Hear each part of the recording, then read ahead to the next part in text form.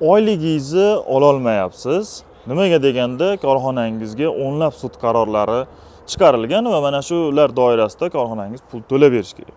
Lekin siz ham oyligingizni olmasangiz qozon qozon qaynamaydi, bola chaqani boqish kerak. Qarang, undiruv tartibi degan narsa bor. Sud hujjatlari va boshqa organlar hujjatlarini ijro etish to'g'risidagi qonunning 80-moddasida undiruv tartibi bo'yicha birinchi tartibda beriladigan o'sha summalar bor.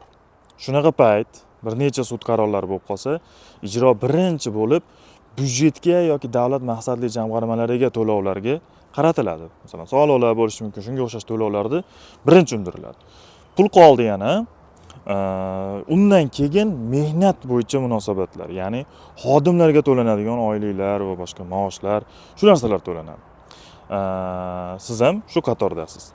Va undan keyin masalan aliment bor, mualliflik huquqi bo'yicha to'lovlar, mana hayot va sog'liqqa yetkazilgan zararlarni qoplash bo'yicha bor va bundan tashqari advokatlik haqini to'lash bo'yicha summalar keltirilgan tartibi bo'yicha oylik ish haqlari mana shu tartibda eng yuqorida 2-o'rinda turgan. Shuning uchun soliq va byudjetga to'lovlar to'lash kerak, keyingi o'rinda siz oyligingiz to'lab berilishi kerak.